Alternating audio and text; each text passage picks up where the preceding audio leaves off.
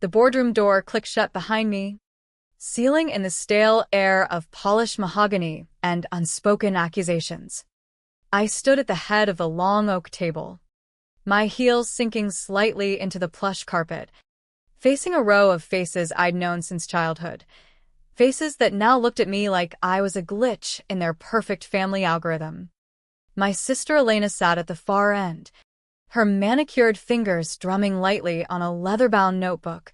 Her husband Marcus beside her with that perpetual smirk, the one that said he owned the room without ever earning it.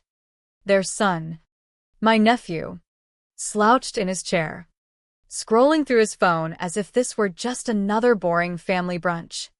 But it wasn't. This was the moment I'd been building toward for months. The unraveling of a tapestry they'd woven to exclude me. I didn't start with pleasantries. "No, how have you been?" Or "It's good to see you." Instead, I opened my laptop and projected the first slide onto the wall, a timeline of our family's estate, dotted with red flags like wounds on a battlefield.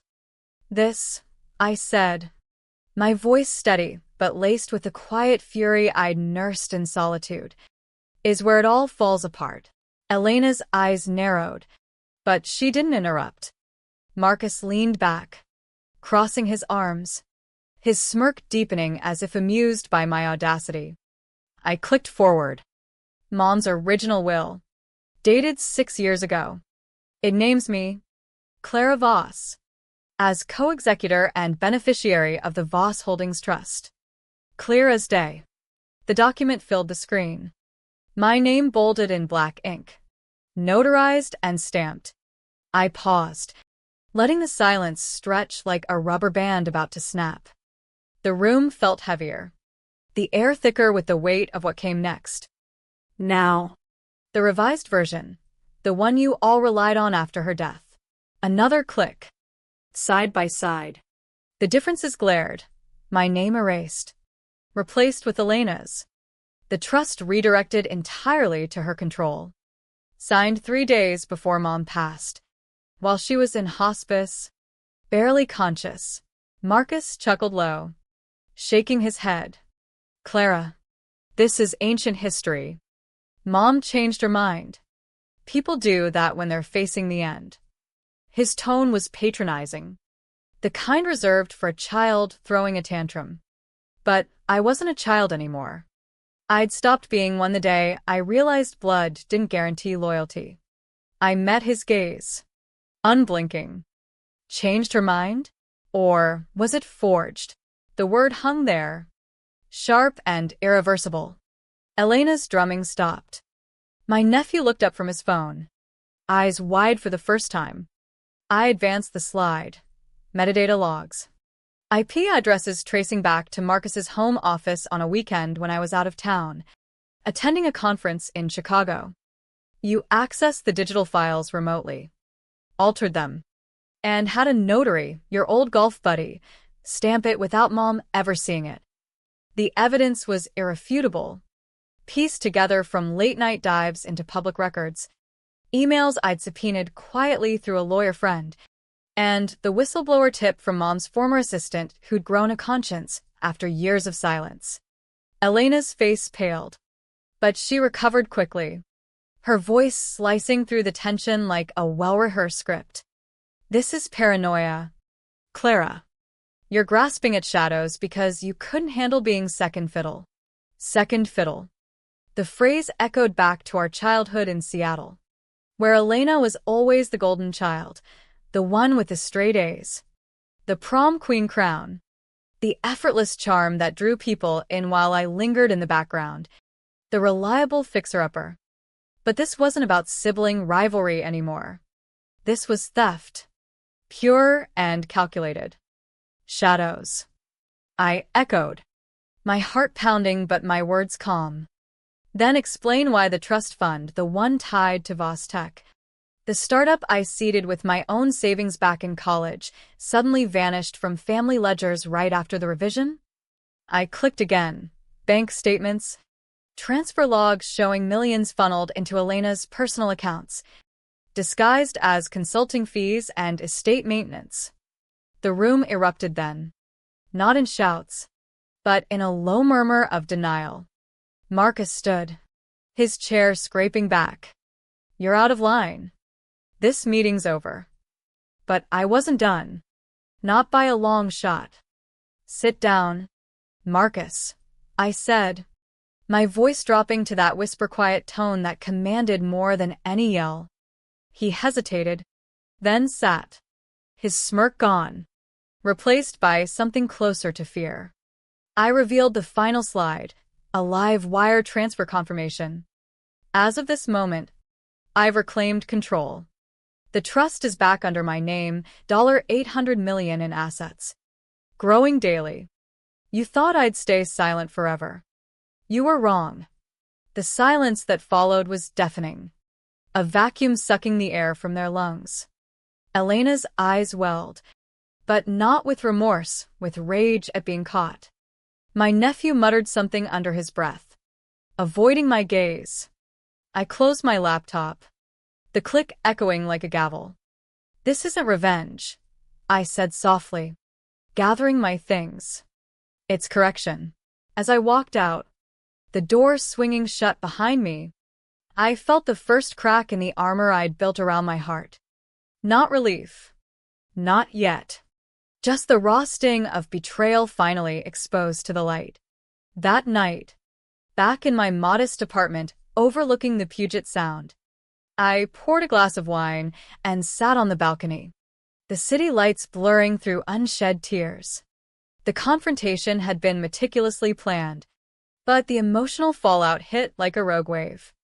I thought back to the smaller erasures that had led here, the family photos where my face was cropped out, the group texts I was mysteriously dropped from, the holidays where invitations got lost in the mail.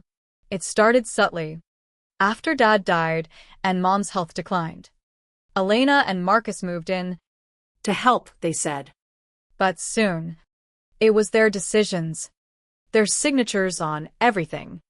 I'd chalked it up to grief, to my own busyness with work, until the will reading, where my name wasn't even mentioned, and Elena patted my hand with feigned sympathy. "Mom wanted to keep things simple," she'd whispered. Simple for whom? I scrolled through old emails on my phone, landing on one from Mom, sent a year before her death.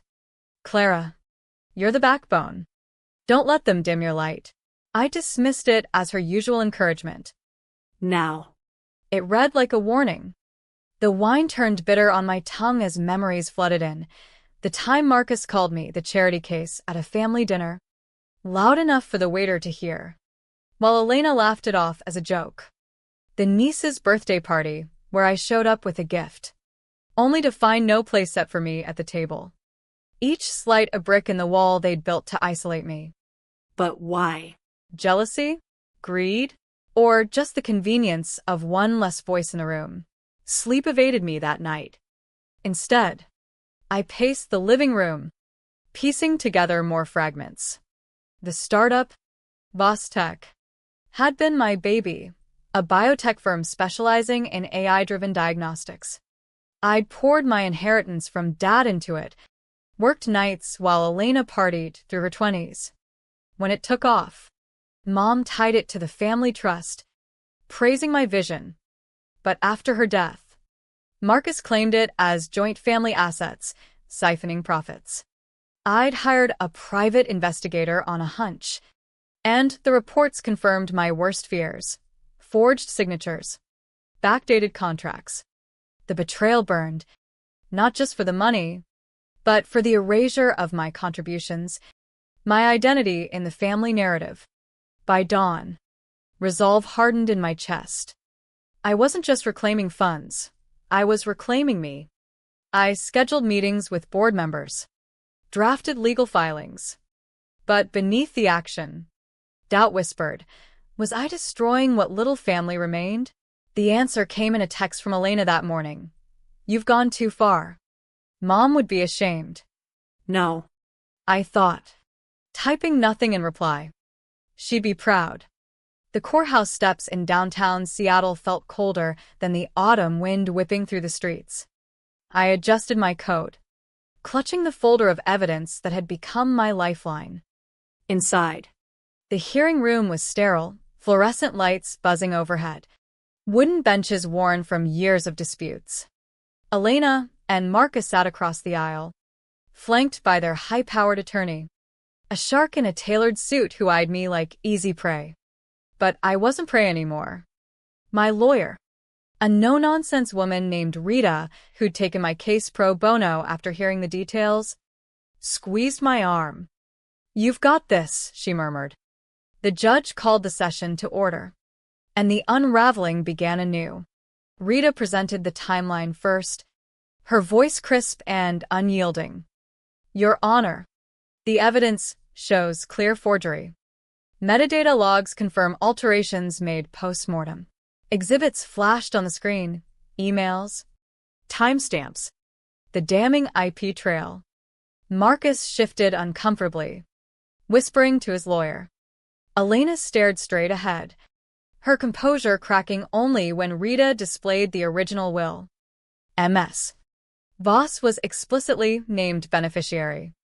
The revisions strip her of that right without consent. The opposing counsel objected, claiming clerical errors and family misunderstandings. But the judge's furrowed brow told a different story. When it was my turn to speak, I stood, heart racing but words measured. "This isn't just about money," I said, my voice echoing in the quiet room. "It's about trust broken, history rewritten. They didn't just steal assets, they stole my place in our family." The cross-examination was brutal. Their lawyer grilled me on motives. "Isn't this resentment from being overshadowed by your sister?" I met his gaze. No. "It's justice for being erased." Elena took the stand next, her testimony a masterclass in deflection. "Clara's always been dramatic," she said, dabbing at dry eyes. "Mom changed the will to protect the family from her instability." Instability? The word landed like a slap, dredging up memories of my 20s, depression after Dad's death. Therapy sessions Elena mocked as weakness. But I'd rebuilt myself, turned pain into purpose with Voss Tech. Marcus followed, smug as ever. "She's exaggerating. We included her where it mattered." Where it mattered, like the bank incident months earlier, when I'd gone to access a joint account for Mom's medical bills, only for Marcus to show up, loudly declaring, "We don't hand out to beggars here." The teller had frozen. Customers stared, and Elena just watched from the door, silent.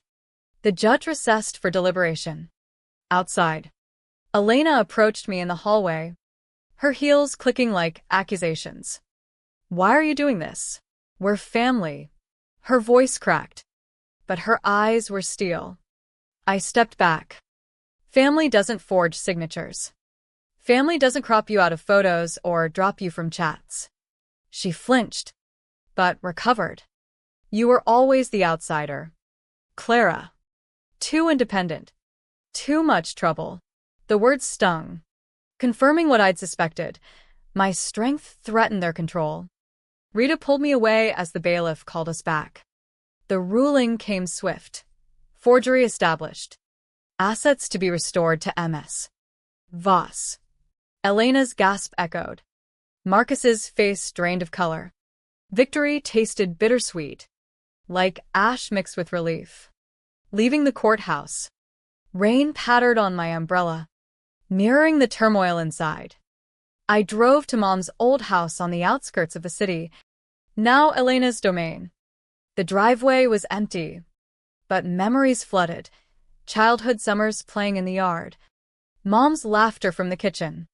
I'd funded renovations after Dad's death, dipping into my savings. Yet, when I visited last, my key didn't work. The locks changed without notice. "Security upgrade," Elena had texted casually. Now. With the ruling in hand, I let myself in using the spare I'd kept hidden. The house felt foreign. Family portraits lined the walls. But I was absent from everyone. In a Thanksgiving shot, my chair was empty. In vacation pics, I was blurred in the background. It wasn't oversight. It was intentional oblivion. Upstairs, in Mom's study, I found the safe, code unchanged. My birthday. Inside, original documents. A letter in her handwriting. Clara, if they push you out, push back. You're the heart they forgot. Tears came then, hot and unbidden. She'd known. Prepared. Why hadn't she said more? Fear? Illness? I pocketed the letter, locked the safe, and left, the door clicking shut like a chapter closing. Back home, I pored over the restored accounts. Vostech's value had soared under my quiet guidance, now fully mine. But the win hollowed me. Family wasn't a ledger.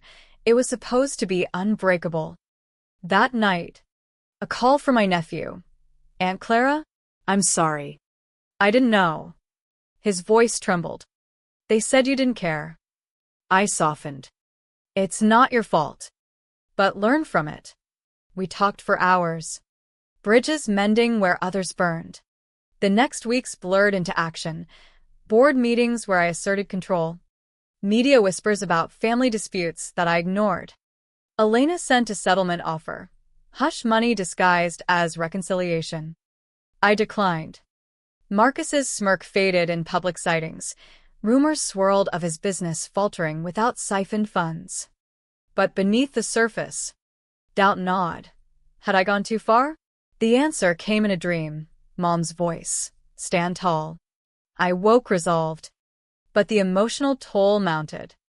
Therapy sessions helped unpack the layers. Abandonment. Gaslighting. The slow poison of exclusion. Friends rallied, reminding me of my worth beyond blood. Slowly, the weight lifted, replaced by purpose. Sunlight filtered through the blinds of my office at Vostech's headquarters, casting long shadows across the desk cluttered with reports and coffee cups. It had been 3 months since the court ruling, and the company buzzed with renewed energy, my energy. I'd restructured teams, invested in R&D, watched valuations climb past the billion-dollar mark. But success didn't erase the scars. That afternoon, an unexpected visitor arrived. Elena, unannounced, her usual poise frayed at the edges. The receptionist buzzed her in, and she stood in the doorway, clutching a designer bag like a shield. "We need to talk," she said, voice brittle.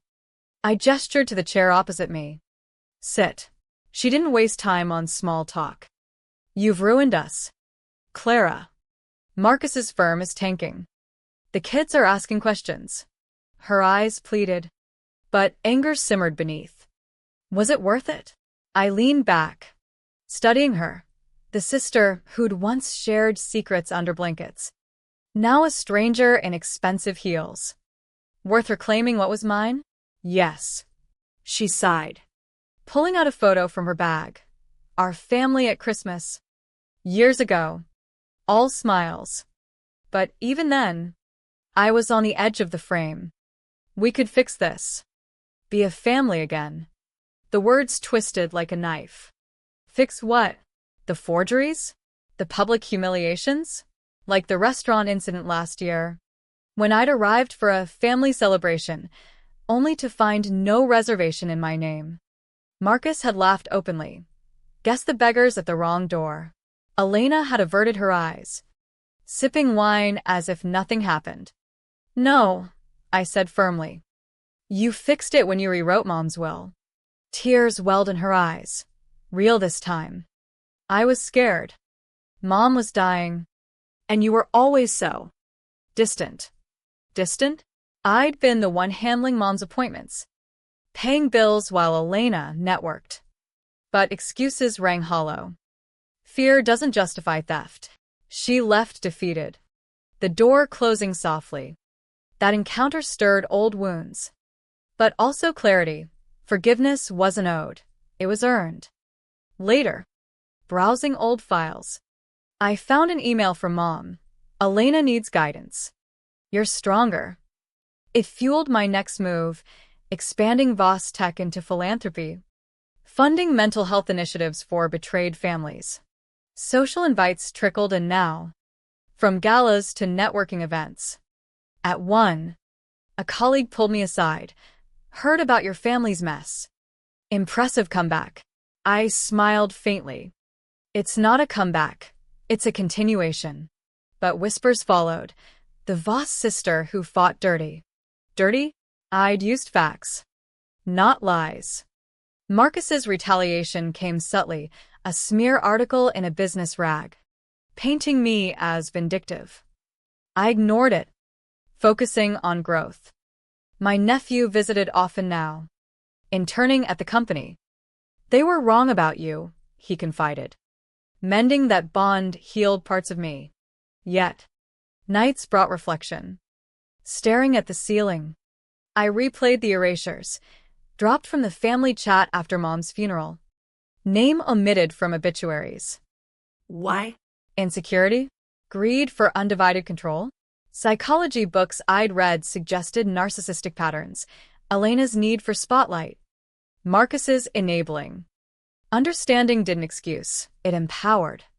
I started journaling, turning pain into prose. Whispers of a memoir. Friends noticed the change. You're glowing. Not from victory, but from shedding the invisible cloak they'd draped over me. The conference hall in New York thrummed with anticipation. Spotlights cutting through the dim as I waited backstage. My name flashed on the marquee. Clara Voss. Keynote speaker, reclaiming legacy in biotech. Nerves fluttered, But resolve anchored me. this was my platform, earned through fire. As I stepped onto the stage, applause swelled, not obligatory, but genuine. Thank you, I began, voice amplified yet intimate. Today, I want to talk about erasure, not just in business, but in life.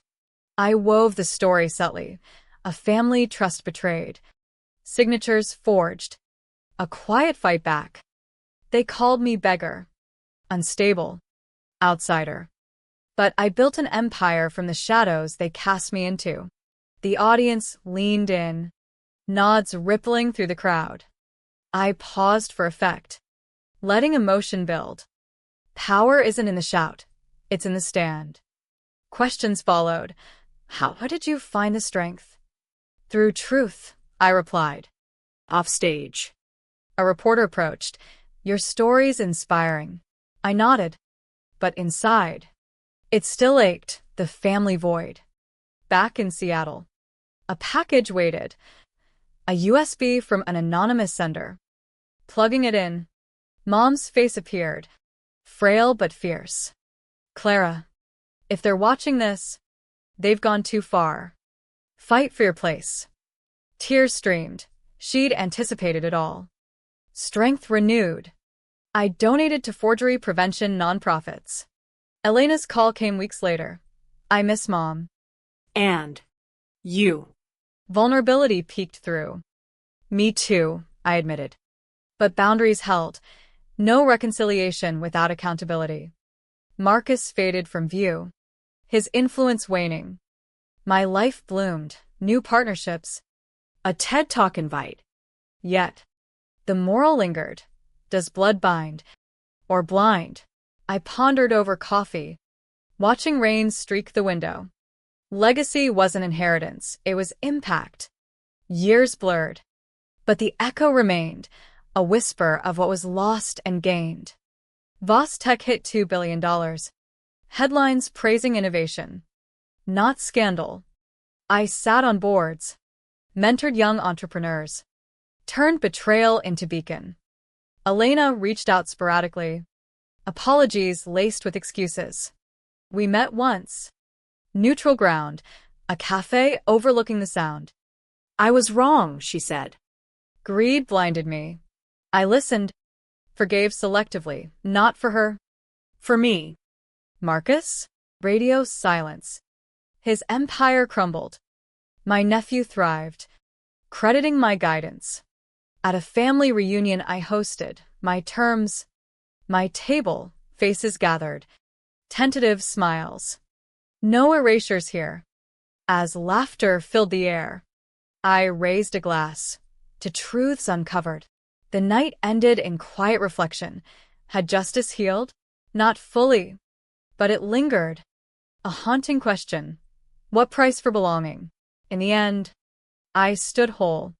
Legacy rewritten not in ink, but in indelible spirit.